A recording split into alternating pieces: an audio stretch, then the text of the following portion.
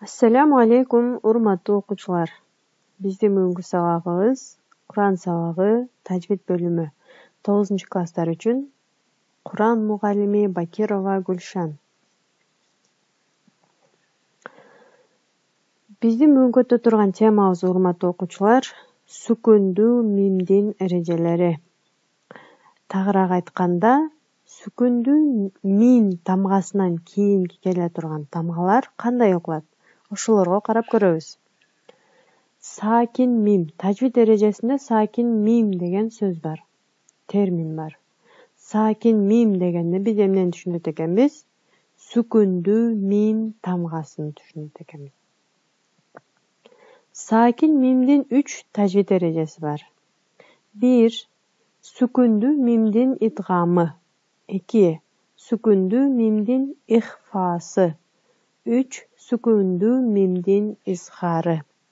Анда эмесе ошол темаларга, ошол эрежелерге карап көрөлү. Сүкүндүү мимдин идгамы.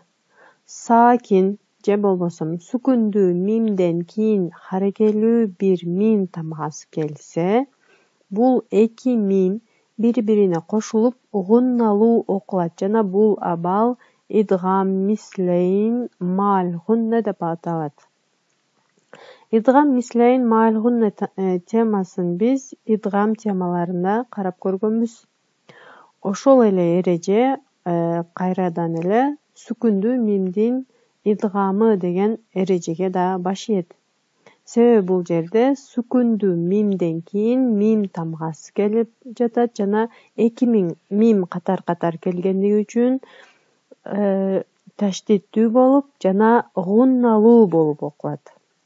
Идгам деген биз өткөнбүз бир тамганы экинчи бир тамгага кошуп окуу. Анда өрнөктөрүнө карап көрө турган болсок, лакум ма касабтум. Бул жерде сүкүндүү мим харекелүү мимге жолугуп атат жана таштиттүү экөө биригип таштиттүү болуп жана гунналуу мурун боштугунан үн чыгарып жана 1,5 алиф өлчөмүндө тутулуп окуп жатат. Лакум ма касабтум. Андан кийинки өрнөгүбүз лахум магфира. Лахум. Бул жерде дагы мим, сүкүндүү мим харекелүү мимге жолугуп атат жана идгам мислейн маал гунна болуп атат. Лахум магфира. Демек, сүкүндүү мимдин идгамы мына ушундайча окулат. Ал эми сүкүндүү мимдин ихфасы деген эрежеге келе турган болсок,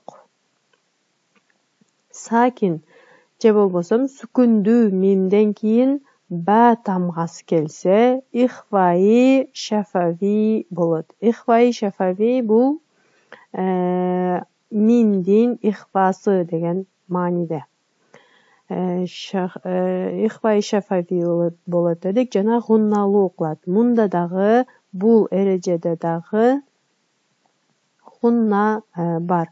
Себеби мим тамгасы ба тамгасына жолугуп жатат. Өрнөктөргө карай турган болсок, тармихим бихижара. Бул жерде мим тамгасы ба тамгасына жолугуп жатат жана ошол эле учурда гунналуу окулат. Ихфа деген бул жашыруу деп айтканбыз. Мим тамгасы бир аз жашырылып, андан кийин ба тамгасы ачык окулат. Көңүл буруп турабыз. Тармихим бихижара. Андан кийинки өрнөгүбүз раббун бихим.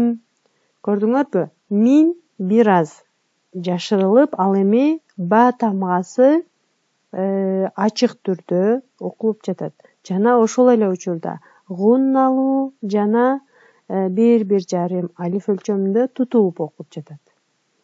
Кийинки өрнөккө карай турган болсок, заликум бихим бала nun. Bul жерде эки мимдин ихфасы бар экен. Бир эле учурда, бир эле өрнөктө эки жерде келип жатат. Заликум бихим бала. Кийинки өрнөгүбүз Juluduhum bima. Juluduhum bima. Mim tamgасы бир аз жашырылып, андан кийин ба тамгасы окулуп жатат. Демек, мим тамгасынын же болбосо сукундуу мим тамгасынын ихфасы мына ушундай болот. Ал эми сукундуу мимдин изхарына келе турган болсок, сакин же болбосо сукундуу мимден кийин мим жана бадан башка тамгалар келген учурда изхары шафави, сакин мимдин изхары болот. Бул абалда мим ачык жана так окулат. Демек, мим, сукундуу мим жана ба тамгасынан башка тамгаларга жолуккан учурда нун мим тамгасы ачык жана айкын окулат. Лакум динукум алам тара ва хум ла юнсарун. İlahukum ilahun vahid. Avelem yarav. Demek bul örnöktörдө biz mim tamgaсын ачык, айкын жана так окудук. Урматтуу окуучулар, mim тамгасынын эрежелери мына ушулар. Эми биз ушул эле сабагыбызда калкала темасын дагы кошо өтөбүз. Kaf, ta, ba, jim, dal tamgalары калкала тамгалар деп аталат. Бул тамгаларды биз жакшыраак эстеп алышыбыз үчүн бир сөздө топтоп алсак болот. Мисалы, кут бу жед деген сөздүн ичинде каф, та, ба, jim, dal тамгалары бар. Кут бу жед. Кут бу жед. Ушул сөз менен биз калкала тамгаларын жаттап калсак болот. Бул тамгалар сукундуу болуп келген учурда калкала болуп, титиретип окулат. Эгер көңүл бурган болсоңор, сукундуу келген учурда калкала болот экен жана титиретип окулат экен.